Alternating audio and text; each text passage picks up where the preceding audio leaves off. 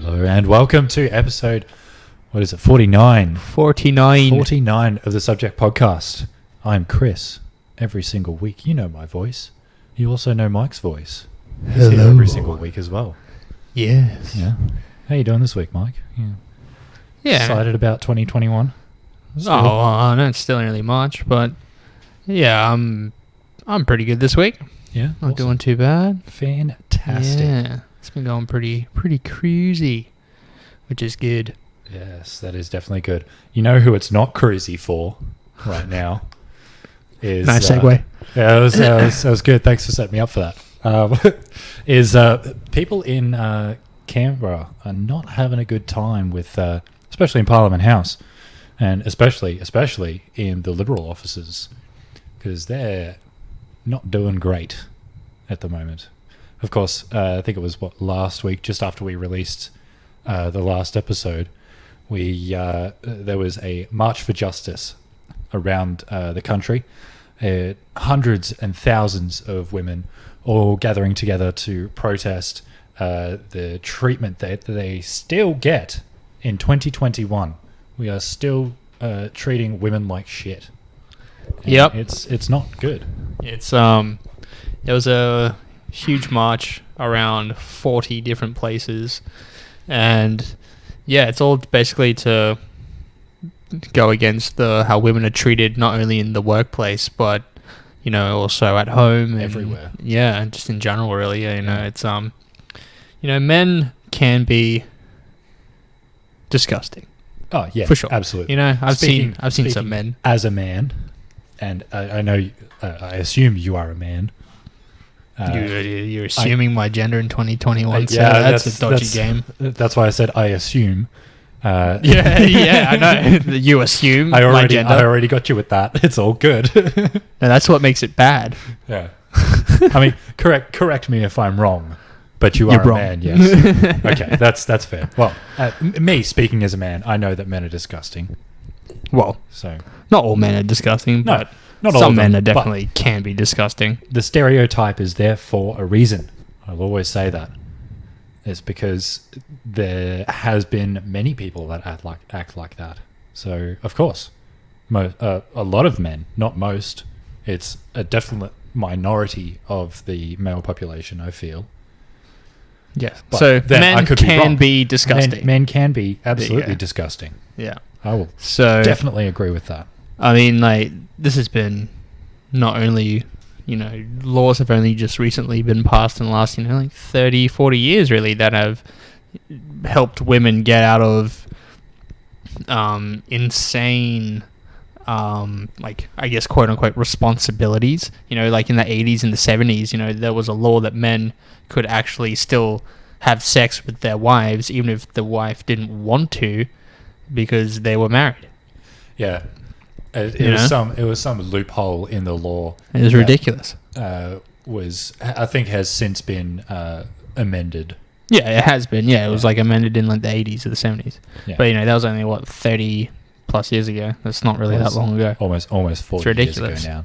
And you see so many. And what was this this fucking consent app that the Liberals want to push now? That you have to download an app that you then electronically consent to having sex with somebody, and that there is your proof that this person has consented to having sex with you. That's bullshit. Because that's ridiculous. If you give consent and then halfway through go, nah, this is too much for me, I don't want any more, and you got to get to the app and you got to back out. You've got to withdraw your consent. Yeah, withdraw consent, which is bullshit, because if it's a man and a woman, and the woman says that she doesn't want any more often than not, the man will then pressure her into doing more things, even though she said she doesn't want to. Which is, okay, yeah, again, not good. A lot of the time that happens. Okay, it's not all the time, but I've heard stories, and I haven't really heard many stories. I don't know. Maybe I just haven't asked those questions because I think it's a very private thing. Oh, it definitely is a very private obviously thing. If it's something terrible and something really bad has happened, and I feel like you should go talk to somebody about it. Yes. Definitely. But yeah, and even then, to electronically have to consent to something like that, I think is just ridiculous. What if you don't have access to the device or the app? Then what? You just can't have sex in general. You just can't do it. It then becomes illegal for you to have sex. And then it's like what? Like you turn 18 and then you can only then legally sign up for the app, and then you can only legally have sex or something. I mean, I don't know. It's weird. How do you enforce that? It's impossible to enforce. Exactly. I feel like it's going to go the way of the COVID tracing app. Oh yeah, the liberals try to push. That was just fucked up. That was just the way the government was a way to literally watch where you were and know where you were going at all times. Indeed, it was just an excuse for the government to track you based on your GPS. Yeah, and that was the only reason that they plugged this app so hard. Yeah, and the sad thing was, it was all the fucking like boomers that bought into it, and I was like, oh yeah, no, you need to get this app. You need to, I remember working at the restaurant, and people were like signing in on paper or whatever, and then they're like, oh, but we've got the app, and it's like, whoa, you fool. That doesn't count for shit. Even if you got that, you still got to sign in here. You're just literally telling the government everywhere you go, and then it's like they complain about having to sign in on a piece of paper at your restaurant because they're like, oh, I don't want to give up my details. Bruh. You really don't understand what you're doing here, do you? You just bamboozled yourself. I just don't understand. That's so silly. But with these marches that have happened, Brittany Higgins has done an amazing speech about her experience with the government and her friends and family and her alleged attacker and everything. And you know who the one person who probably should have been there, who wasn't there? Oh gee, I reckon that the person that should have been there would have been the Prime Minister of the country. You'd think so, that the Prime Minister, the guy who is the head of the party that with the man that has been alleged to have done all these things. Yes. Who since has not yet been punished for any allegations. He has kept his job. Even been suspended or, anything. Yeah. He had better things to do that day. Yeah, and apparently that was putting through a veiled threat in Parliament House later on that day. And he said, and I quote, not far from here, there are marches taking place right now that are being met with bullets. Not in this country. He's basically saying, you guys are lucky that you're doing it here, because if you did it somewhere else, you'd be shot. Yeah, exactly. That is just, it's an veiled threat, if that makes any sense. It's very obvious that he's threatening somebody, but it's not like an actual threat. Yeah, it's not a threat. He's just saying that, we could have responded if we were somewhere else, but we didn't. And if they did respond, with bullets or tear gas or anything like that, then it would be an atrocity. Riots. That's what would happen. Yeah, absolutely. You've got a peaceful protest met with violence from your government. That then equals to chaos and riots, and then the government is just overthrown. Like that, straight up would have just happened. That's what happened to Black Lives Matter. Protests that then led to riots, and that's what happens when you meet peaceful protests with violence. Exactly. It creates more violence. And even the threat of violence can create more violence. Yeah. Like if we look at an example, say the Black Lives Matter riots and protests in the US last year were being met with violence. A lot of those protests were thankfully peaceful, but they were met with violence, and that just exacerbated the violence in response from the protesters, and then the violence was again reciprocated back onto the protesters, and it just kept going backwards and forwards. But even then, it wasn't even just the protesters that started responding with violence. There were just people who were just in the streets then who thought, oh look, chaos, I'm gonna jump in on that. An opportunity for anarchy. Let's go. Yeah. Oh, there's a riot going on now. I'm gonna go loot this house because why not? Yeah, exactly. It's a riot. There's chaos on the streets. No one's gonna know it's me. Yeah, so I feel like it's not really a threat, but what he said is basically, you're lucky that you can do this here, because anywhere else you probably would have not been able to, because we would have like forcefully made you not. Yeah, You know? I mean, it's an oddly specific thing to reference. I mean, it's the same way like what he said about the ships coming over. It's like, oh, it wasn't a good day for the guys on the ships either when they first landed. And it's like, okay, that's a weird thing to say. Scott Morrison remains to this day the worst marketing consultant I have ever come across. Yeah, it doesn't make sense. Oh my god. I just don't understand his thought process through what he says. He's probably like, okay, the Aborigines they weren't enslaved. They weren't slaves. No. We just took their children and beat the black out of them. They weren't slaves though. It's different. It's different. And then we came on these boats. I wasn't feeling great on that day. I was a bit seasick. And then we took their land, but no slaves. So no slaves. Can't relate. Sorry, can't relate. They were degraded beyond belief. Oh no, we paid them to work on the sugarcane farms. It's different. Paid them in food and boarding. Yeah, pretty not much. Any social standing or physical money or anything that they could use to better contribute to their society as well as our society and incorporate both of them together. He probably just watched the movie Australia and was just like, yeah, that seems about right.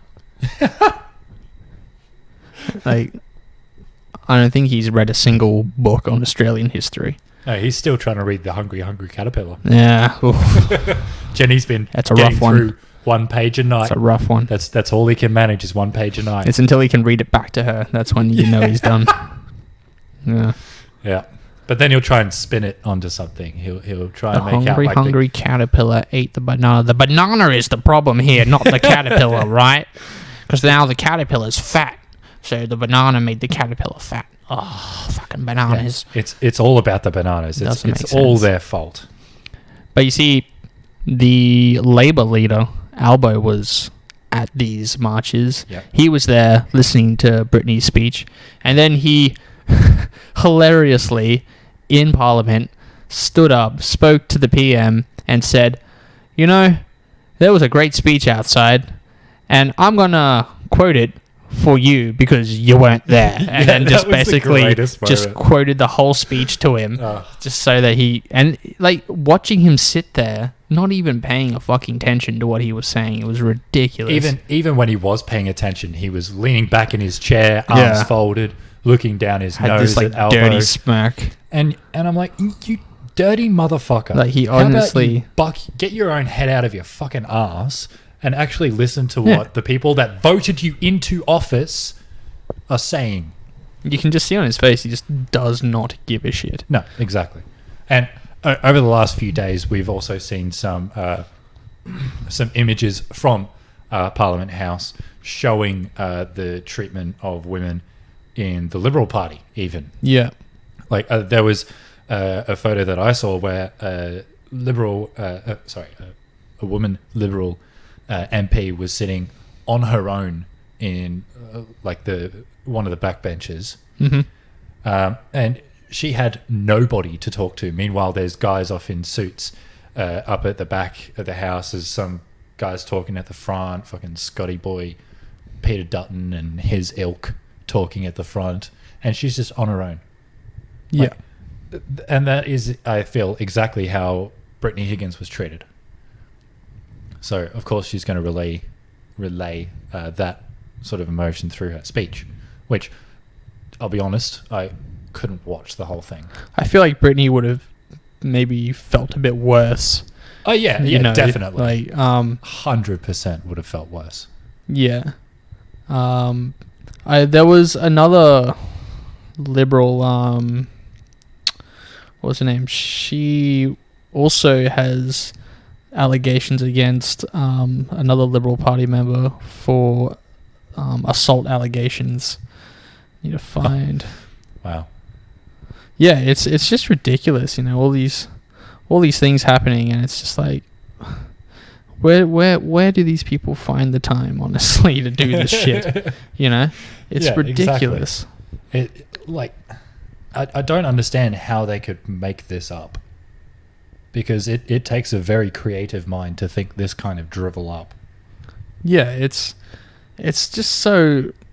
I mean, with this march for, you know, I guess equality in a way, it stems the fact that, you know, myself, you know, the way that I treat women in the workplace, I like to think that I treat them fairly equally. You know, I don't harass them. I don't, you know, do weird shit. You know, like, I feel like a majority of guys I know wouldn't treat women like that either. Yeah. But to know that there are men out there in the workplace that, to be honest, I feel like are at least 40 or older. Like, I'm not going to lie. A lot of the people I know my age wouldn't do that kind of shit. But then a lot of the older people that I know, you know, probably would give less shits about it. You know, like, I see a lot of... I mean, but that's not saying that, you know, people my age don't act like other cunts. You know what I mean? Oh, yeah. I've met some absolute assholes in my day. And you can see how it's also like... it's stagnated in the way that people are raised as well, you know. You know, if your dad treats your mum like shit, a lot of the time the kid may, you know, grow up seeing that and then think, oh, that's okay. That's how a family operates. Yeah, it's not that it's okay, it's just that it is. And it's become the norm for them. So they think it's the norm for everybody. Yeah. Well, they feel it's, you know, there's not going to be any kind of repercussions for, you know, acting up that way. Yeah. You know, they may even know that it's not okay and they still do it anyway. You know, some people are just fucking assholes, you know. It's true. You know, like, you know, if I've been, you know, I guess I can't really put myself in the same shoes as a lot of women being, like, sexually harassed. But, you know, if I've been harassed by a female coworker, I don't take it as, like, a sexist thing. I just think that, oh, she's just a bitch, you know. Yeah. You know, like, I don't know where the line is because I've never really been sexually harassed before. You know, I've had a female coworker, you know, pat my butt, but, like, I think that of that as like, oh, whoa, that's a bit weird. Well, I guess in a way it's sexual harassment, you know what I mean? It is. I mean, but I didn't take it as like, oh, I'm going to go. I'm not saying that you shouldn't. Obviously, if you feel like you've been sexually assaulted or whatever, like harassed, you know, you should definitely talk to someone about it, you know. Context is key with every situation. Yeah, definitely context for sure. It's just weird, like, you know, she's the okay, like, I don't want to really call out who this person is, but she's an older lady. I think, you know, I know who you're talking about. It's all playful. It's not nothing hella like serious crazy bullshit, but, you know, if you look at it for what it is sexual harassment for sure. But I didn't take it as that, I guess. I kind of just went, ooh, whoa, bit weird, but okay.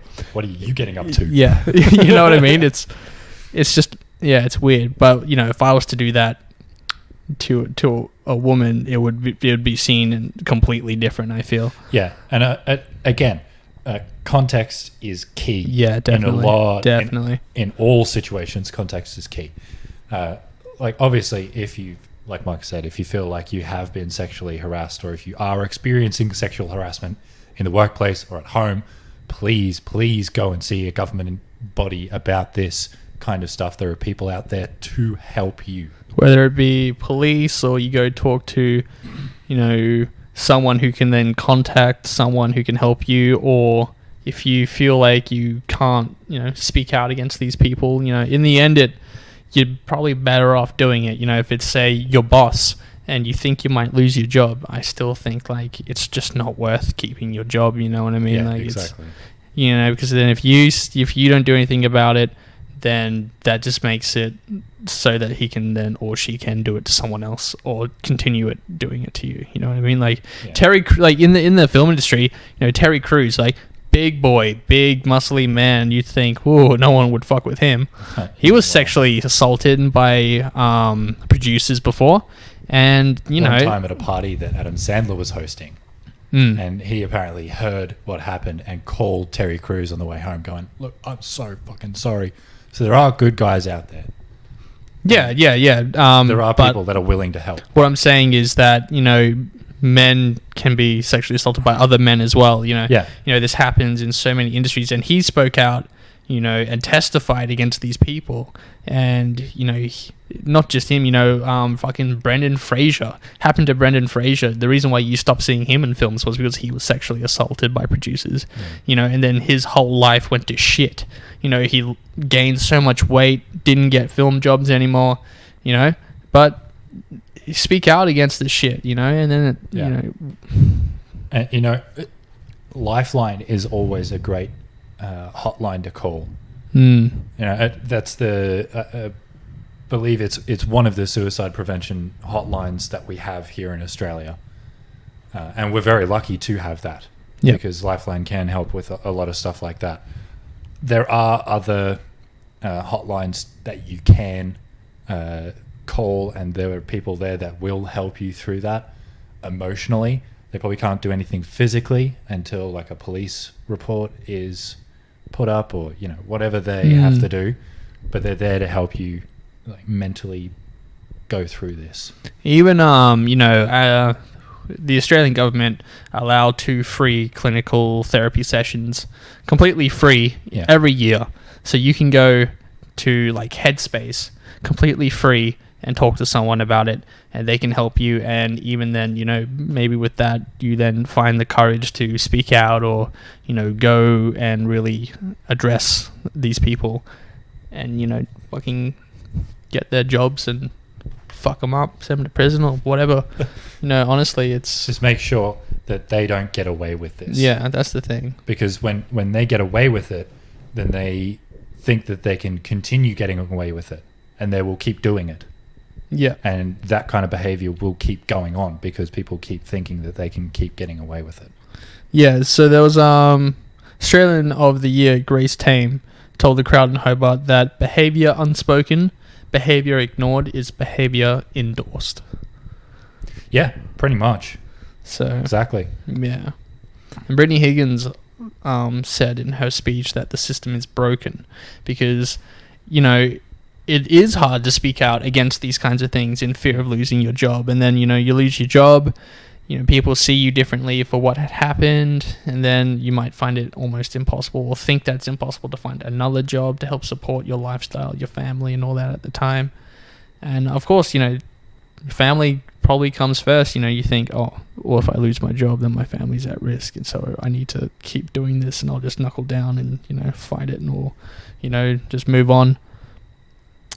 I don't know, like it's one of those rock in a hard place kind of things. If you're stuck in that kind of situation, that it's very, very hard to get out of it.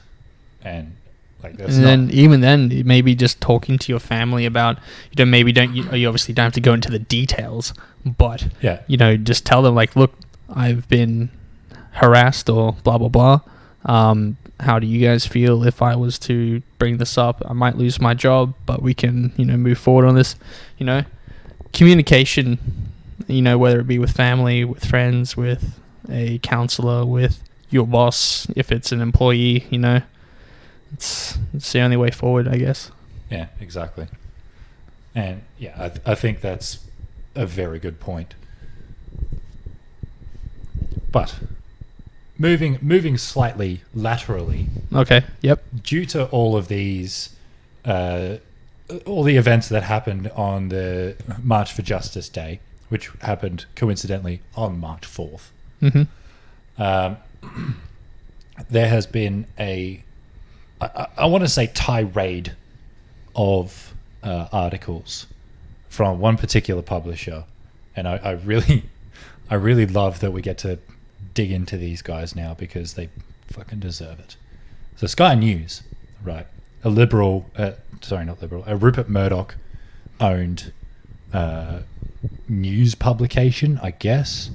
It's like a online news article thing, and there's Sky News is also a fucking big TV in America. channel in America, and it's apparently quote unquote news, but it's just opinion pieces which are complete bullshit.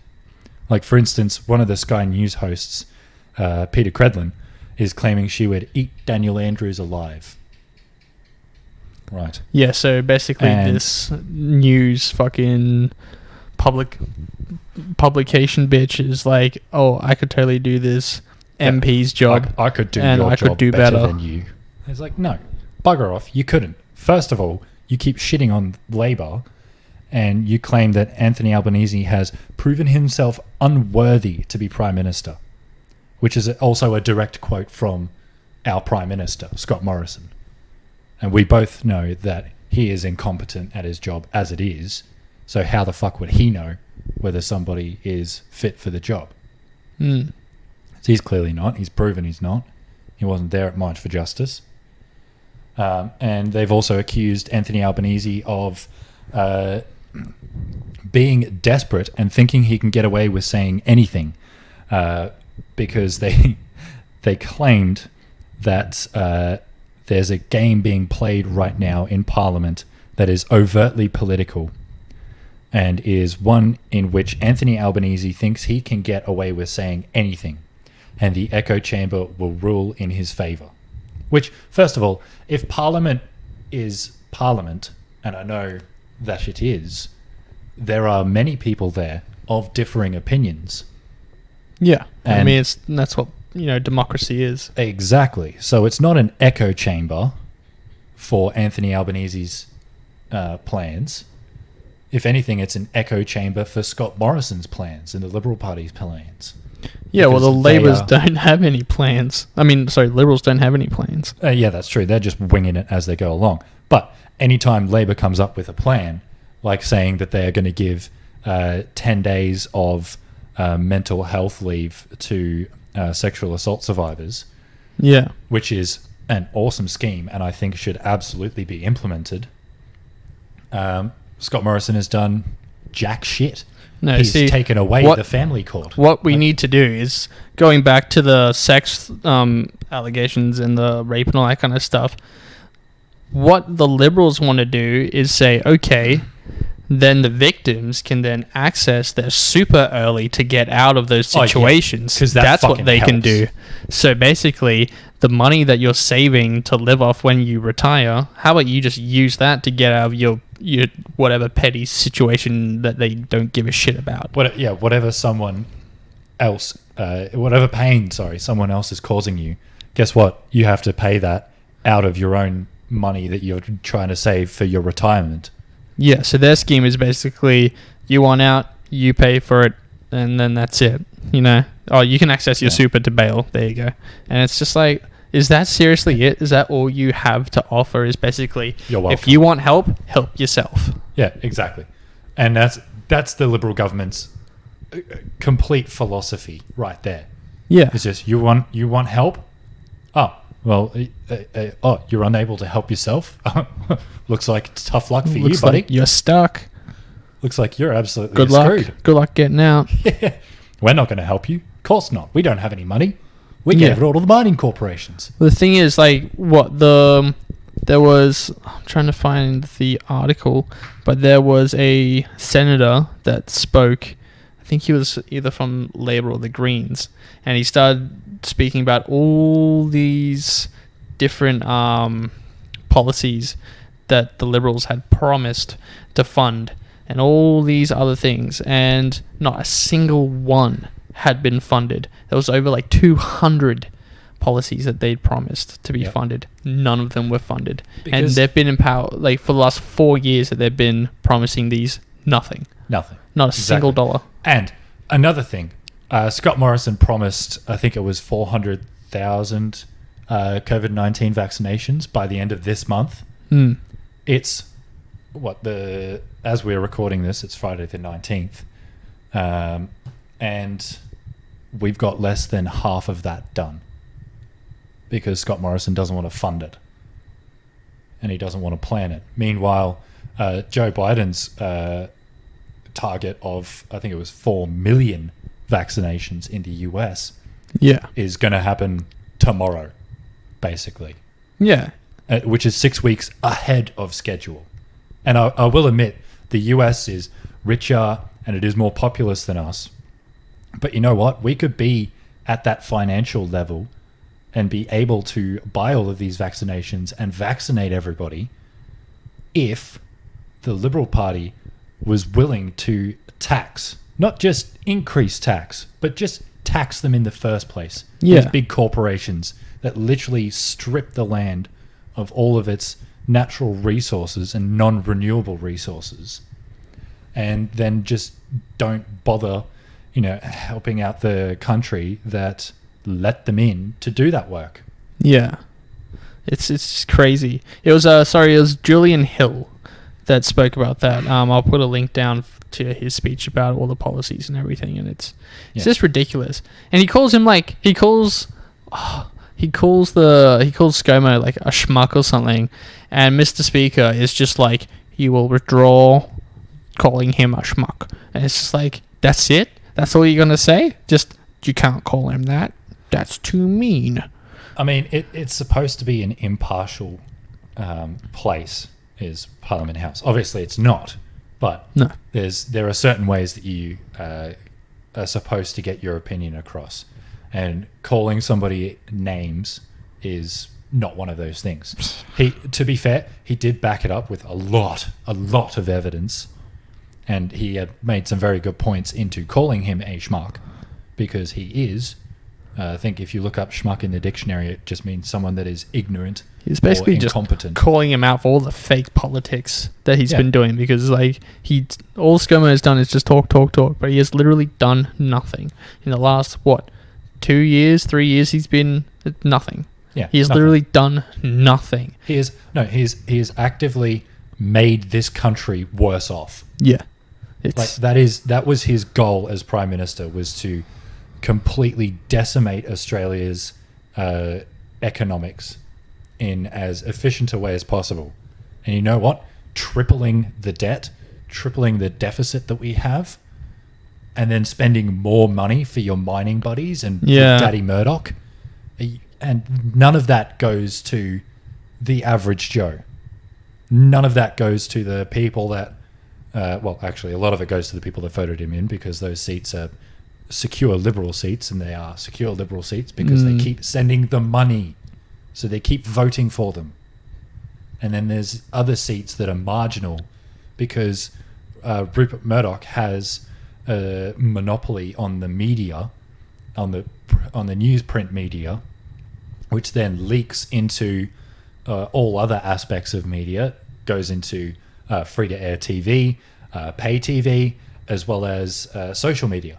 Like we've got news articles back on Facebook now in Australia. Now that Rupert Murdoch's twisted Mark Zuckerberg's arm into striking a deal between the two companies, which I think is bullshit. Shouldn't have happened in the first place. But, Daddy Murdoch will be Daddy Murdoch. Yeah, I mean, at the same time, Mark Zuckerberg, Facebook, it's a privately owned company. They can do what they want with it. This is true. It just made me angry that it was a government-sanctioned thing. The government wanted Facebook to pay for it. And it's only here as well. Yeah, I know. That's why they were going to make us an example to all the other countries. Like, if you try and do this, we'll just, boop, we just won't let you have it. To be honest, I loved it. I loved not seeing Sky News articles on my Facebook feed saying, sponsored. Good thing Daddy Murdoch paid for that publication and for the promotion of it. Yeah. That's the only way they get views anymore. Yeah, and I mean, you can see that the Liberals are falling apart because, absolutely. In Western Australia, they have been completely voted out. They've got 2 seats in, that's it. They've got 2 seats. They finally have an even distribution, 50% women, 50% men. In 2 seats. Yeah. There's 1 woman, 1 man. It's great. It's great to see it because Western Australia has just powered them out. Oh, yeah. Western Australia has done really well through the COVID crisis. Basically just by telling every other state to fuck off and just no one's allowed in. I think the only states that are liberally run at the moment are New South Wales, South Australia and Tasmania. The rest is all Labor seats. So Victoria, Queensland, the Northern Territory. The ACT is a Labor seat. Yeah. It's great. It's amazing. And they're all the fucking states that are doing the best. Yeah. All the states that don't have to wear... apart from Victoria. Rip Victoria. Well, Victoria's just... But It's the Victorians. It's not so much. yeah, well, I mean, yeah. It also doesn't help that Daddy Murdoch's been putting up a personal attack on Daniel Andrews over the last year or so. Well, I mean, he's been personally attacking all Labour. You know, he did it to Kevin Rudd. He did it. He's doing it to fucking Albo. He just does it to everyone. He's doing it. He did it to Anastasia Palaszczuk during the election, which was the only reason why Scomo came to Queensland. Yeah, it didn't help. it didn't help because we all saw through it. Yeah. We are the People's Republic of Queensland. And we are great. Yeah. Just when it comes to federal election, Queenslanders, just vote Labor, please.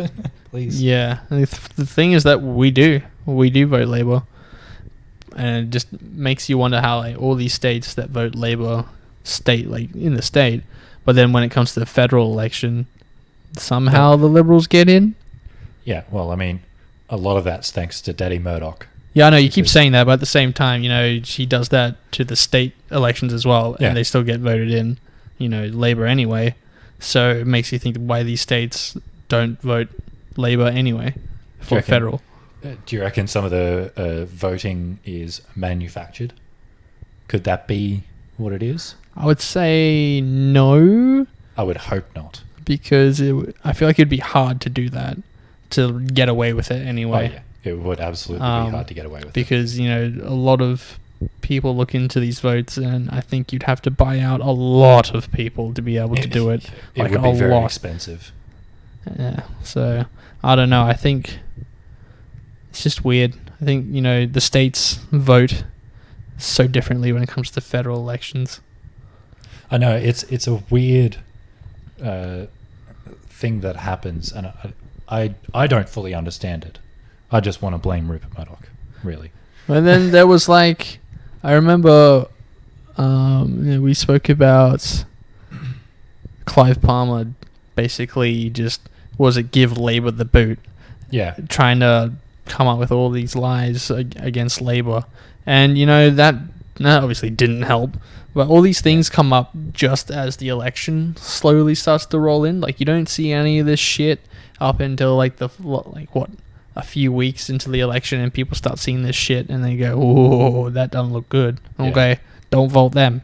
I mean, a lot of those small parties, like Clive Palmer's, what is it, Australia First Party or whatever the fuck it was called. The Greens are doing this as well.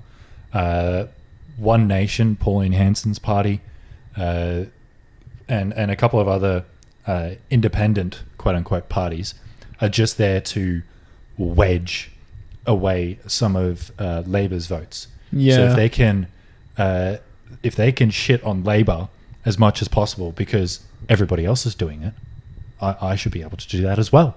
So we'll just shit on Labor, so the voters of Labor become despondent and go, well, shit. Well, who do I vote for now? Who do I vote for? So I'm just going to vote for a minority party, which is never going to get in, and they preference the Liberals above Labor in the preferential voting, and then the Liberals get in that way through preferential votes because of these wedge politics. Yeah, and we shouldn't have preferential. We should just go this party. Yeah, I want this that is my one. vote. I want this party. That one. I don't really care about any of these other parties, but I want this one in. Yeah, it's stupid that we have to list it from 1 to 7 in preferred parties, but then 1 to 14 or something. Yeah, it's the secondary MPs. Category. Yeah, it's fucking retarded. It's stupid. And for people who don't really follow politics, it's just confusing. Yeah, they're just who are these people? What? I don't understand these parties. I don't understand. Because there's no sort of coherence about it. There's no color coding for the different candidates. They're all just in black and white. You don't know who is part of what party. You don't understand what the fuck is going on. So many friends are just I don't know where to go to look for who to vote for. Who do you vote for? I don't really understand. I don't read too much into it or watch much about it. And that's the thing. That's how they get away with it. It's because they don't push our politics. Our politics is boring as fuck. And, no one, especially, our age, really give a shit until it's too late. Either that or they say, oh, it doesn't really affect me anyway. No, it It very much does. Like, it is literally part of the way that we live. So our It quality of determines life- the way that you live. This is true. Our quality of life could go up or down depending on who we vote for. Yeah, it's like, you hear people on minimum wage and they complain about being on the minimum wage and that it's, not high enough, which is true. Like, our minimum wage is not high enough for the expense of living. And then they complain about, I don't really care about who's in charge. I just want this, I just want that. Well, if you want this and you want that, find the people that want to make that happen and then vote for them. It's that simple. It is not hard. It's as simple as Googling the party and looking at their goals in Parliament. Yeah. Obviously, with the Liberal Party, you can't see any of that because they won't tell you. Yeah, and the saddest thing is that people will just vote like, my parents voted for these guys, so I'll vote for them too because I don't really understand. This isn't a monarchy. You don't have to go, my grandfather was this, my great-grandfather voted for them, so I'm going to keep the family tradition alive and vote for the Liberal Party. Like, Yeah.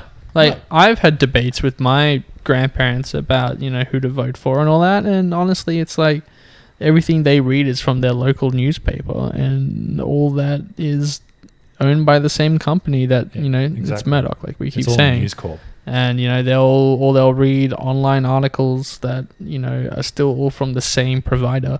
Yeah. Like if I just say, why don't you just go to the actual website of your party, read what they're going to do. If you want to vote Liberals, okay, sure. It's your right to vote fucking Liberals.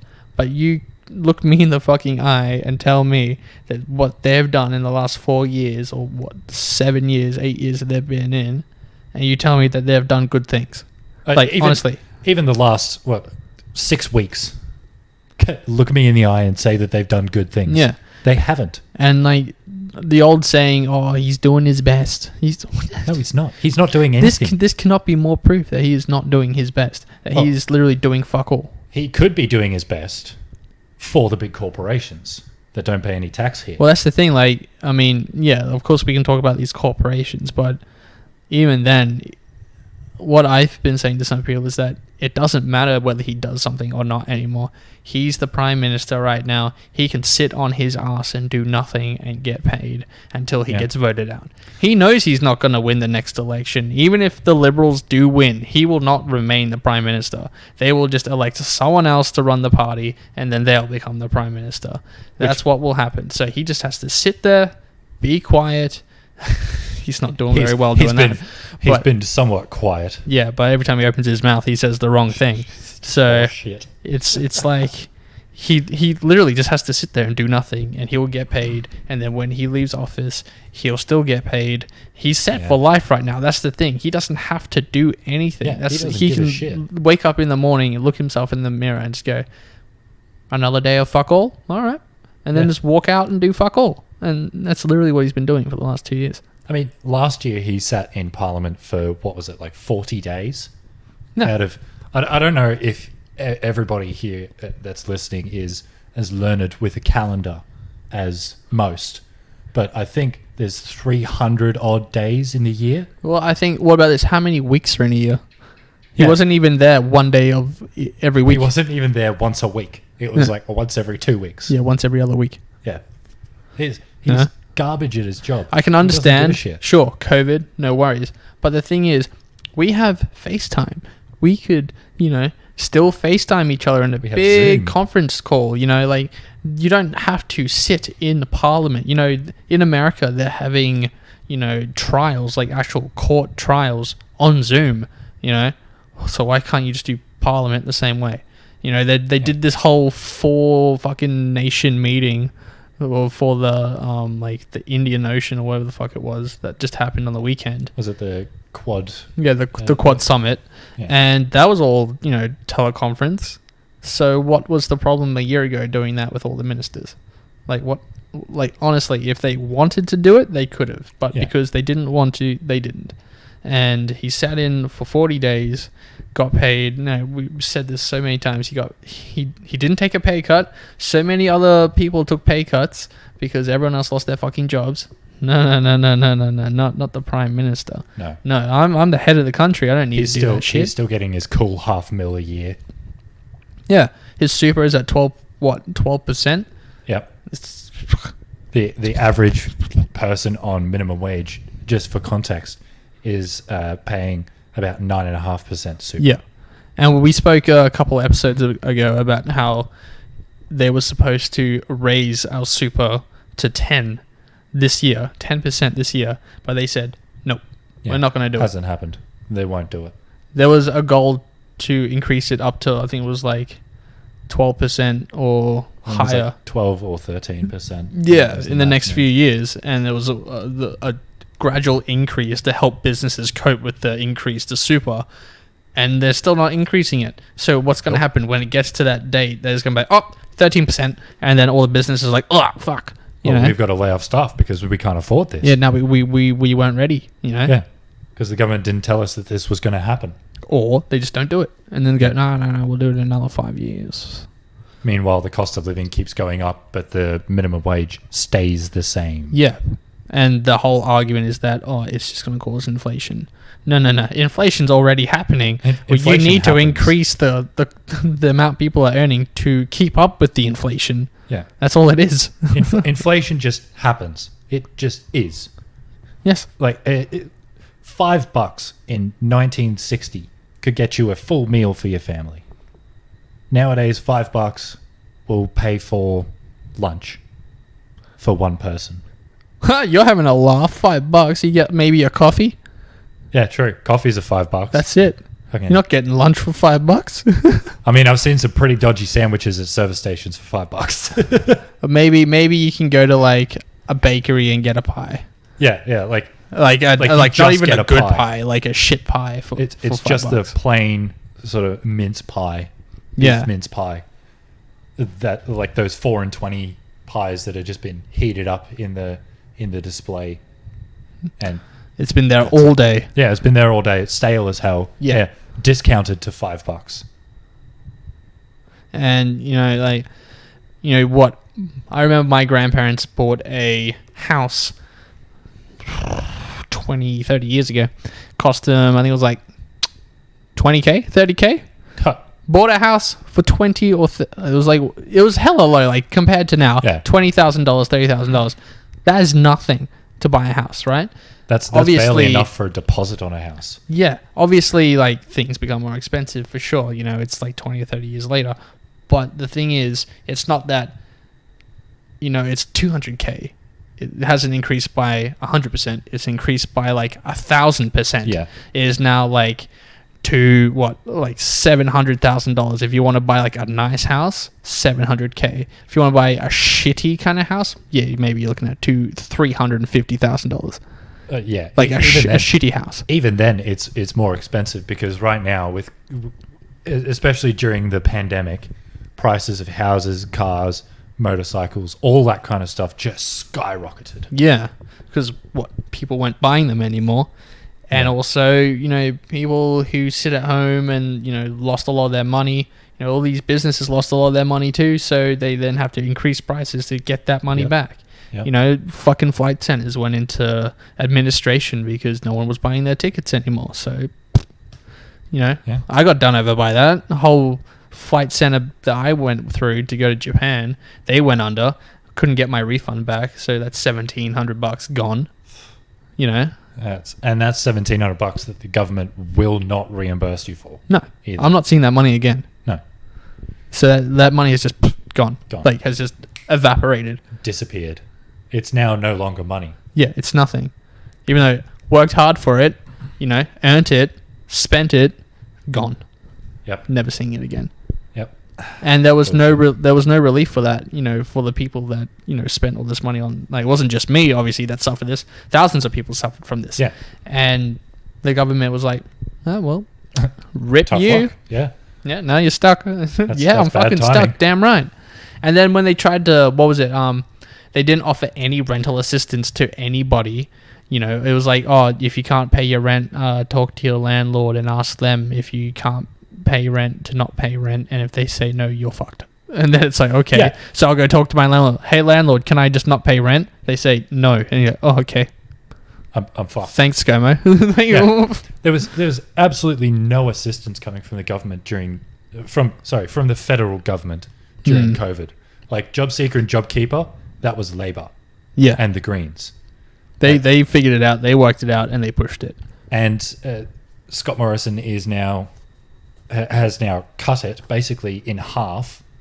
Yeah, well, and it's is going to discontinue it after April this year. is it April? I thought it was March. It could be March. Yeah. I mean, either way, you don't have much time on your hands. Yeah. Either way, you've got maybe a couple of weeks, a month at most. Yeah. This is And then what are you going to do? and then people that are looking for jobs will now no longer have the money to pay for fuel to go and find a job or to go to an interview. Like, I know you can apply online for stuff for jobs, but if you can't attend an interview at that workplace, yeah, if you can't even afford to start the first week on that job to get there, what are you going to do? Exactly. And then you're at a loss the entire length of time that you're working at that workplace. Yeah. Because you've missed, a day or 2 days in the week. That means you're short on money the next week after you get paid, which means that you'll have to lose another day or 2 days that week. And then the cycle just keeps going on. Yeah. And it just keeps getting worse for those people. So what are you going to do? That's the thing. Like, the government just doesn't care. Yeah. Labor cares. The Greens care. They are trying to push to keep job seeker. They are trying to increase the amount that people are getting on it too. Yeah. The Greens are pushing for a ridiculous amount at the moment that is not going to pass because the Liberals are just going to be like, no. And then that's it. Like, it just then the bill gets pushed back, and then it takes even longer for that shit to go through. Whereas Labor's like, okay, you want to increase it by like 30 cents? Cool. We'll pass that because it's better than nothing. Yeah. But we want more. And they even said that if they were to ask for more or to push this back, then people would suffer more from that. Yeah, from stopping these bills, these increases, how minute that the fucking Liberals are making it. Stopping it just hurts everybody. It's Labor literally taking an inch when the Liberal government is taking a mile. Yeah. You know, the Liberals have everything, every resource that you could possibly imagine in Australia is under their control for the most part because they're in federal government. They're now no longer the majority government thanks to the Western Australian election win. Decimation over the last week, which thankfully has put them into the minority government. Yeah. So now that they have less power, there's an opportunity for us to make a change in the next federal election. Yeah, exactly. There's an opportunity here for everybody to come together and go, we want these motherfuckers out of our House of Parliament because they have done literally jack shit to help out everyday Australians.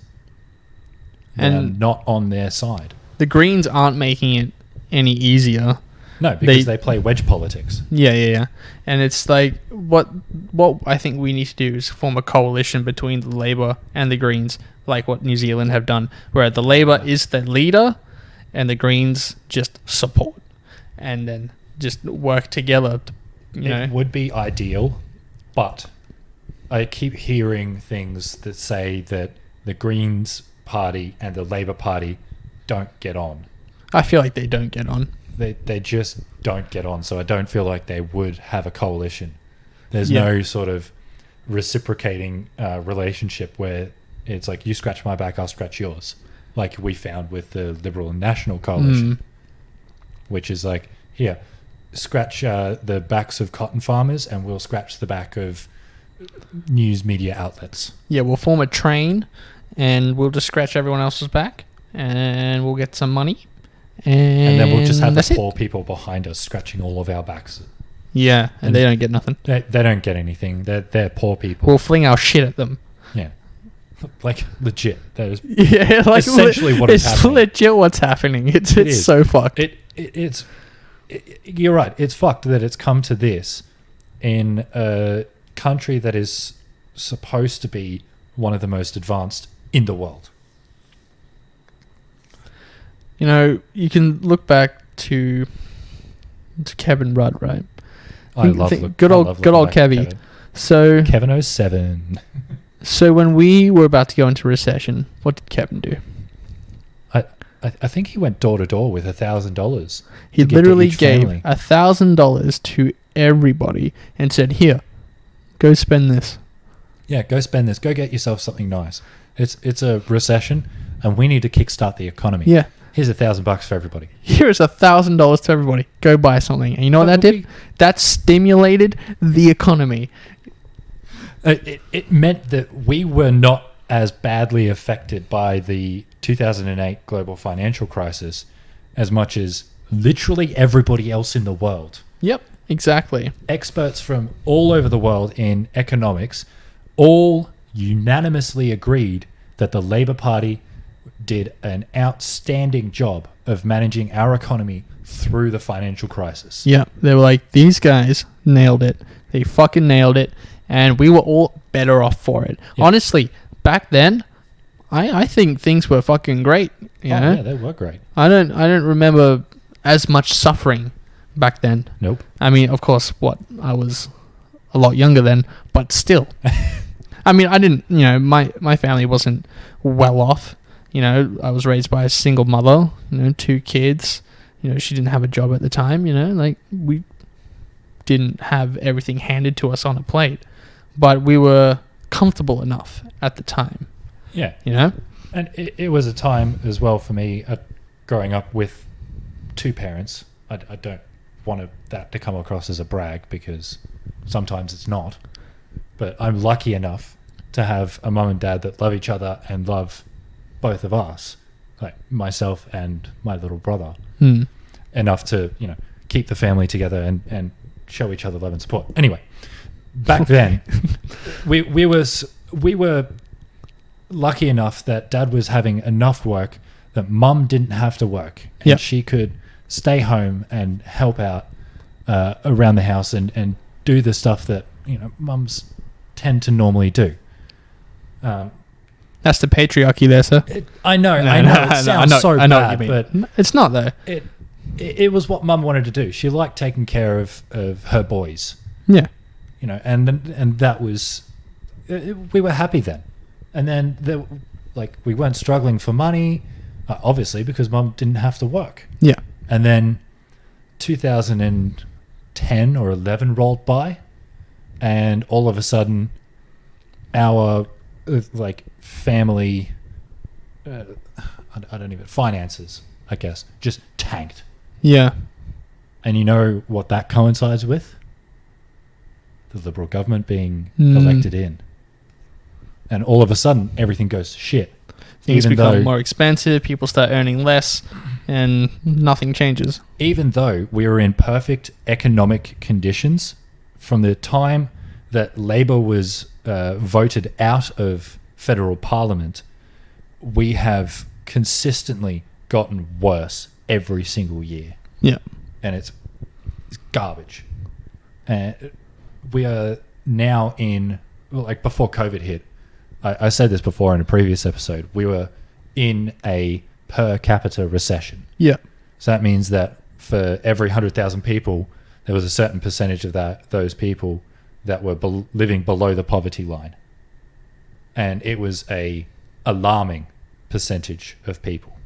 I mean, anybody living below the poverty line is an alarming percentage of people to me. Yeah, definitely. For a country as rich as Australia, as the US, as the UK, as the EU, anybody living in poverty in those countries or in those regions is, to me, it's unacceptable. It's not why we have democracy. We don't have democracy so people can lose out on things that should be essential, like food, shelter. Yeah, exactly. Somewhere place warm to sleep. Yeah. Someplace safe to sleep. Everybody should have those rights. So there was, I was looking at a graph here. So when the Liberals came in 2011 to 2016, homelessness increased by 14%. That's a massive increase. Yeah, that's huge. Over the course of, 5 years? Yeah, 5 years. 5 years. It's increased by 14%. That's a huge margin. And I think what that would be, and now it's been another 5 years. Yeah. You know? Homelessness could probably have gone up, especially with the way that the Liberal government has handled COVID. Yeah. And all the economics around that. They could have helped out all the Australians, but they chose not to. They chose to convict those people that were overclaiming on JobSeeker or JobKeeper, but then said that big companies that used JobKeeper to pay their CEOs and board members massive bonuses. Yeah, they basically just took the money and didn't give it back to the employees or the staff. Yeah, exactly. They didn't use JobKeeper for what JobKeeper was intended. Yeah. And the government said, "Oh, that's all right. You don't have to return the money if you don't want to." Like, are you fucking kidding me? The thing was, like, even the Labour Party were just like, this is a problem that can be extorted, and this is why it's risky. And then the Liberals didn't give a shit. They were like, yeah, well, fucking whatever. Like, oh, you spotted the loophole as well, did you? Oh, well. Oh, okay. That's all right. Too late. Too late. It's already through. Yeah. And it just made me so angry that people are still willing to exploit the system, especially companies that are making hundreds and hundreds of millions of dollars per year. And with companies like Harvey Norman, their profit margin went up through COVID. Yeah. Because more people were buying electronic products like laptops, like computers, like phones, like TVs, because more people were spending time at home. Yeah. There was the whole COVID package, which was what, $700? Ooh. What's the fuck is that gonna do? A one-time payment of $700. Thank you, Scott. Yeah. $700. That's gonna pay my rent, nothing else at the time. That would paid my rent and nothing else For a couple of weeks. Like 3 weeks. Yeah. That's it. That doesn't include all the bills that the company still wanted, like all of your fucking phone, internet, your electricity, your fucking water bills. You know, they still wanted all that money for sure. I understand. Yeah. I will pay it because I used it. But at the same time, there was no help from anybody really. If you think about like my so like when I came back from Japan as COVID hit, you know, we were over there having a great time. Shit hit the fan. You know, then we're like, okay, crap, we can't spend any money over here now because I don't have a job. I lost my job while I was over in Japan, and then we got back. Next thing you know, 2 weeks quarantine. 3-4 weeks in, took a month for me to get onto Centrelink to actually get some kind of support payments. I lost all my savings, almost had to basically stop the payments on my car. You know, on all my loans, I had to call up places, you know, like, I can't pay this, you know, and I have no money. And then I finally got in, and it took a whole month for that to happen. And that was honestly one of the scariest moments of my life, because it's like, okay, I can't pay anything. I have no money. I'm in a house now that I'm renting that I can't afford to rent because the landlord won't, you know, help us with this. There is no help. What do I do? A month in, okay, now I'm starting to get some help from the government. It's barely anything. I then only had like $50 at the end of the week to help pay for groceries. That was it. Yeah, it was a rough time, especially when COVID first hit. Luckily enough, I don't know how, but the Labour and Greens governments, parties, convinced the Liberal government to increase JobKeeper and JobSeeker a little bit more. So it was a little bit easier for families and individuals to actually, live, survive. Yeah. And, feed themselves, yeah, clothe themselves, house themselves. And, since then, everybody has now lost a tremendous amount of money to their savings. Oh, yeah. I've lost all of my savings. Yeah, I lost all mine too. And then the government thought, okay, everyone's lost their savings. They can't afford anything. Oh, super. Yeah. That secret money you've got hidden under your mattress. Yeah. Okay. You can take that. And you know what we'll do for you? Nothing. We won't tax it. Oh. You're welcome. Yeah. We won't tax it. You can have your money. That's what we'll say. You can have your money. We won't take any of it. You can have it. But you can only take 10K. That's it. Makes me so mad, dude. Honestly.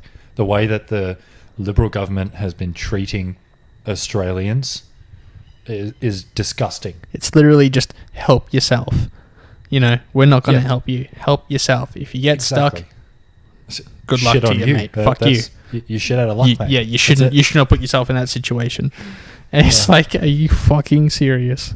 Yeah, so please, people, next federal election, please make sure that Labor gets your number one vote, because they deserve to actually be in power, because they work for it. Yeah. They have policies. I mean, there was even you can see that the Liberals are turning on themselves too. Oh, yeah, absolutely. Because there was, where is it?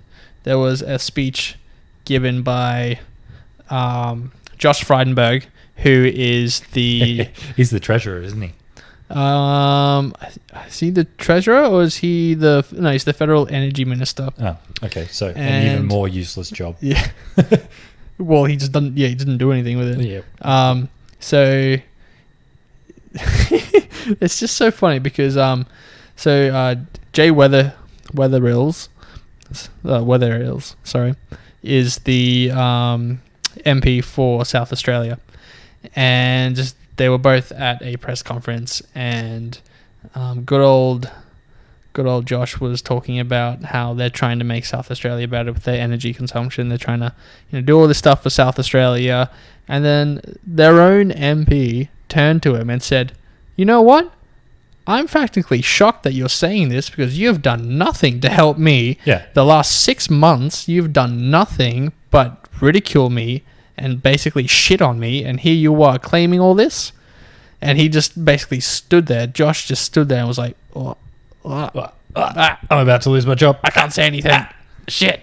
If we do end up finding that video, we'll leave it down in the description below, along with everything else that we've been talking about. A couple of Sky News articles to give you guys some context. We'll also find Anthony Albanese's address to Scott Morrison on March for Justice Day, as well as I'm still trying to find Brittany Higgins' speech, like an uncut version of it. Yeah.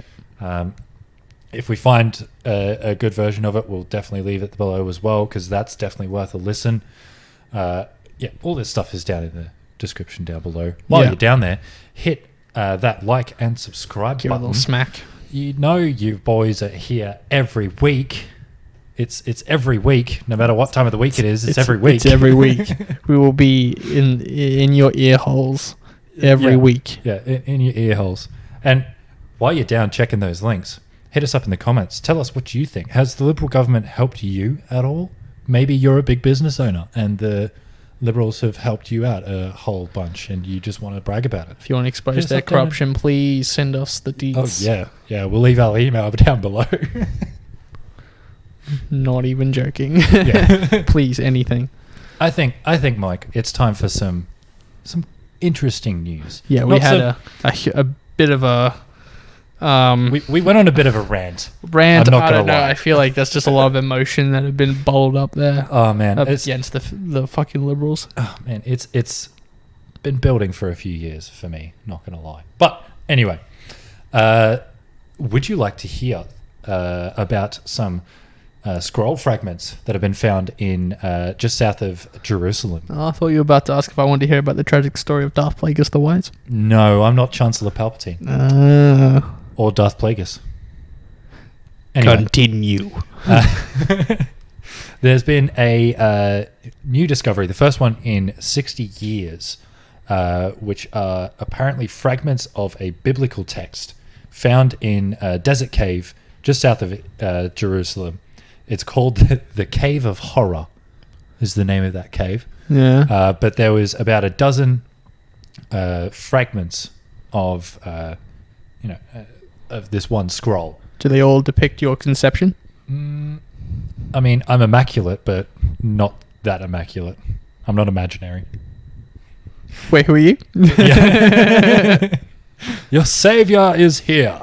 Anyway, it is believed that these scrolls, because it's thought that there was like a whole trove of them at one point, were hidden by the Jewish peoples when they revolted against Rome nearly 2,000 years ago. I'm Spartacus. Yeah. No, I'm Spartacus. No, I'm Brian. I'm Peter. Okay. They were found actually in an operation, to prevent possible plundering, because apparently that's a big issue in Jerusalem, because there's a lot of historical artifacts there. A lot of booty. There's a lot of booty. Got to get the booty. There's a lot of potential booty there. So you know your boys are going to get into it. The fragments of the parchment bear lines of Greek text from the books of Zechariah and Nahum, and have been radiocarbon dated to the 2nd century AD, according to the Israel Antiquities Authority. They're the first... Wait, was this underwater? No, it's in the desert, dude. Oh, yeah, you're right. For some reason, I was like, why was it be underwater? I don't know. My brain was just... I did say desert, right? South of Jerusalem. I feel like I said that, but okay. That's fine. For some reason, my brain was just like cave. Don't worry, man. Yeah, underwater. Scrolls. This sounds like a sick movie. The Cave of Horror is named so because of the 40 human skeletons found there during excavations in the 60s that also bear a Greek rendition of the 12 minor prophets. Do all the skeletons kind of show a look of horror?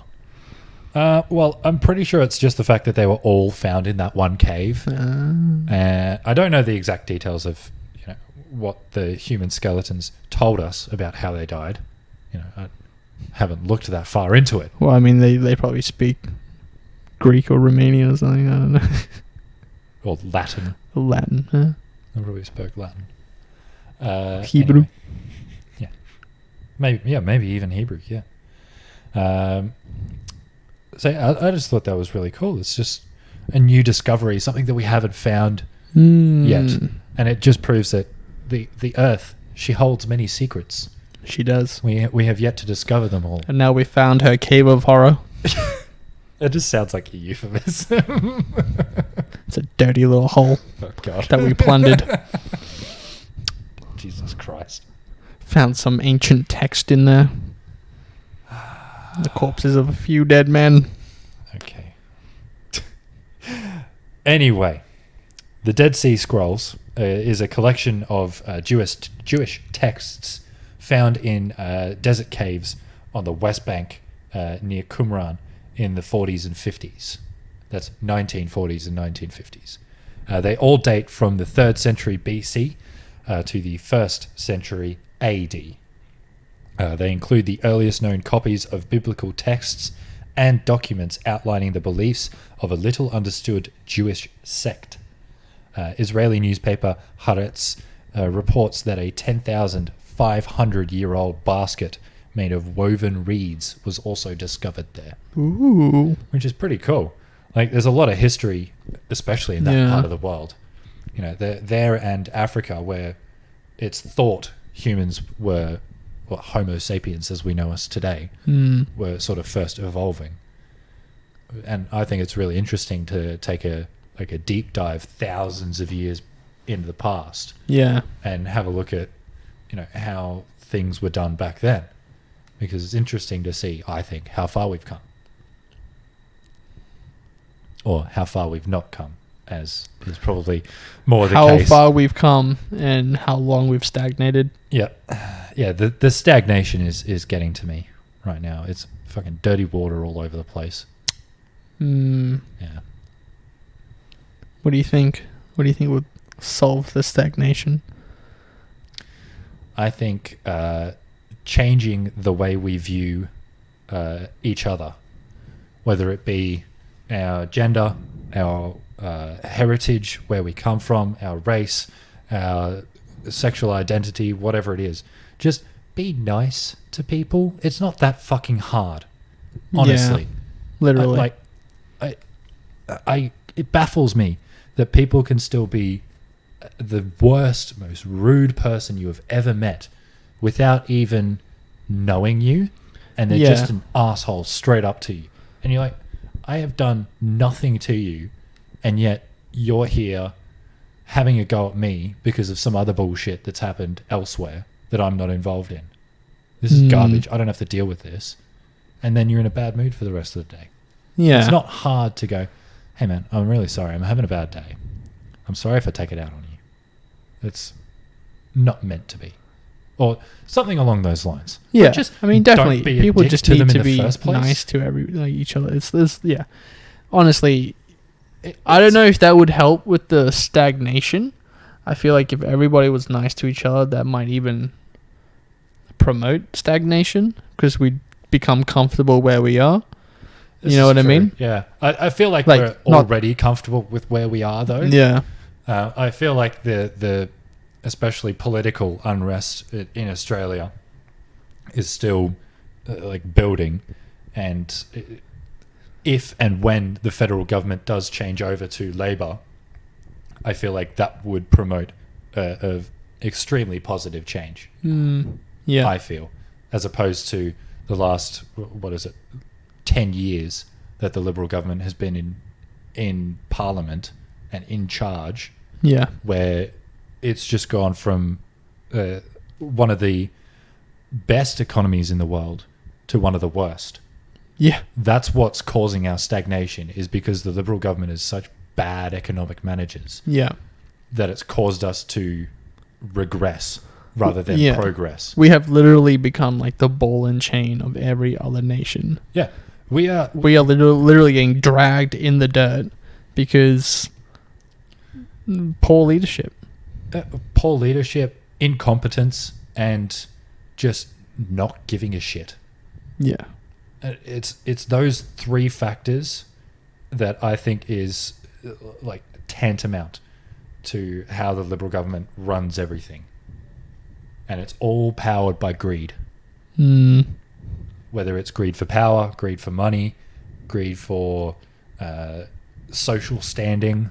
The sad whatever thing it is like the power that the Parliament have individually, say that Scomo on his own, is really the only power he has is to stop things from happening. Yeah. He can try and make something happen, and then the rest of the parties may be like, oh, no, this isn't good. We should probably not do this. don't agree Or with they'll be this. like, yeah, this is good. We'll do it.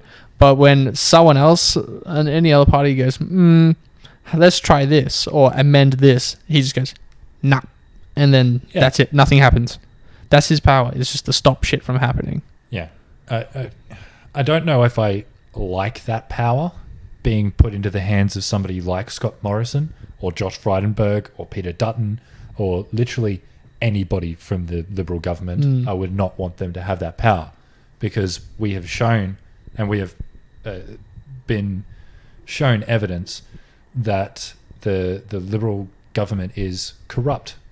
They're extraordinarily corrupt, and they don't get into politics to help other people. They don't get into politics to further the country in any way. They get into it because they go, oh, it's easy money.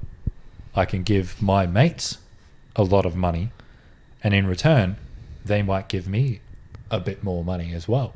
It's easy money for the rest of my life. I'll just do that, and then once I retire, or if I quit, then I'm set for life, because all Australian MPs get a salary after they leave Parliament. So as soon as you get into federal Parliament, after you leave, you get a salary. You are fucking set. Yeah. And honestly, I don't think they should. Like, I don't think they've earned it, honestly. Absolutely not. Like, yeah, sure, you maybe did 3 years of service to your country. Sure, I mean, like, what, do the military? Like, if I was a soldier, went and served for a few years, came back, literally put my life on the line, do I then get a pension for the rest of my life? No. Not currently. Veterans don't get pensions from the government, as far as I know. And to be honest, I feel like the veterans from, say Iraq, that's the first conflict that I sort of think of, because it was the most prevalent in at least our youth. Yeah. Like, the soldiers that went there are suffering from like PTSD, depression, anxiety, all these like really severe mental health. They're not disorders, but they're issues, and it's something that's snapped in their brain because they've witnessed something that's horrifying to them. Yeah. Or they've been involved in something that's horrifying to them, and they don't know how to deal with it, and that means that they can't get a job. So, sorry, just quickly, you do get a pension if you leave the Australian Defence Force, but only if you serve for 20 years, and you have left the ADF by age 55. So essentially all the people that have dedicated their lives to serving the country and actually serving the country, where they're defending Australia's sovereignty, they get less of consideration Yeah. than the greedy motherfuckers in Parliament House sitting there in their suit and tie going, oh, I don't think they should get that. I don't think they should get... Shut the fuck up, Scott Morrison. You can only have a pension if you served for 20 years and over the age of 55. Yeah. Meanwhile, Scotty Boy's sitting on $500,000 a year, and then after he retires or quits, whatever he does after this election, he's going to be on $300K a year, which is still a fuckload of money. Yeah. He should not be on that salary. He should be in prison. Yeah, dead set. He should be reprimanded and pay back to the people. Honestly, his pension should be paid back for the rest of his life. It should be. He should be stripped of his honourable rank because after you leave prime ministership in Australia, you become the honourable blank. Yeah. Like previous Prime Minister Kevin Rudd is now the honourable Kevin Rudd. Yeah. Scott Morrison's going to get that title because he was Prime Minister. He shouldn't because his conduct was not honourable at all. Is deplorable at best. And he should be, 1, reprimanded, 2, demanded for reparations, Yeah. and 3, imprisoned Yeah. because he is a terrible, terrible person. Well, not just because he's a terrible person, but because of everything he's done by being a terrible person. Yeah, because he is a terrible person and because he's done all that stuff. Yeah. He should go to prison. Yeah. Like- Honestly, he's led so many people to their deaths. He's caused the entire Robo-debt. infrastructure of Australia to collapse. You know, the economy's fucked. People are suffering because of this man. Like, And you know, if any other person was to cause this amount of suffering, they'd be classed as like a terrorist. Like, Exactly. seriously. Scott Morrison is a domestic terrorist. You cannot change my mind. Yeah, that is dead set. He is a domestic terrorist, threatening protesters by saying, "Oh, we could have shot you." Yeah, but if you were luckily anywhere you're else, we here." would have shot you. Yeah, if you were anywhere else in the world, you would have been shot. Like, no, that's not something you say to protesters at Especially a peaceful women's march protest all. Which, but just for by the equal way, rights. just by the way, there was a petition that went around those marches for calling for Scott Morrison to act on domestic violence and just violence towards women. It got 135,000 ish. Yeah, and then when they brought it to the chair, he just walked out. He just fucked off. Like, are you kidding me? Yeah, That is he not literally just somebody- walked out. Yeah, that is not somebody that deserves to be prime minister. That is somebody that deserves to have their head on a chopping block. Yeah. Like, honestly, Euthanize the there are fucking countries not a stone skip away that if their leaders did this kind of shit, they would not still be alive. Yeah, we could drag you through the streets like Gaddafi. Yeah, like dead set. Honestly, we could. You know, French Revolution, just If cut his we were- fucking head off. If we were any other country, Scott Morrison, you would be impeached right now. Yeah, if But we were good any other thing you're country, in Australia, you'd be mate. met by bullets. Yeah. You would be met by bullets every time you walk out your fucking house. But good thing you're in Australia. Yeah, You don't get to deal with that. luckily, John Howard banned guns. The one liberal thing that has been done right. Yeah, that is the only liberal thing that's been done right. Everything else in their history has been either a Labour accomplishment that they're riding on the coattails of, or is a complete fucking lie. So, you know, there you go. Fuck the Liberal Party. Yeah. They can absolutely do one. Every single one of them. I don't care who they are. Young liberals, old Yeah. liberals. Don't give a fuck. If you promote them, you obviously don't know what you're talking about, or you do, and then you're just a doing bad it person. because they pay you, I guess. Yeah. I don't know. You must have some sort of incentive. I don't Yeah. know why. When but, you go you to know. do your next state or federal election, and they hand you that liberal pamphlet, just throw it in the bin. Yeah. Take it and then throw it in Take the it, bin, probably so like, they can't give it to "Thank someone you. else. Thank you. I'm going to screw this up in front of you and throw it back at you. Yeah. Do one, the Liberal government. And that is my closing argument. Thank you. All right, guys, that will end our episode for this week. So if you like what you've heard, please like and share. Every single bit of support helps us do this every week because we love doing it. We love talking about all these things. Of course, it pains us to talk about some of the hardship that we've been through, you know, personally and as a country as well. So, you know, if you want to share anything, please do in the comments. And you know what? I hope you all enjoy the rest of your week. Yeah. And we will see you next week for another installment. We only, 2-3 weeks away now from our anniversary episode. Oh, One yeah. whole year I'm of getting subject. I'm excited. It's been amazing working through this. Hell yeah. So we look forward to seeing you all next week. Adios.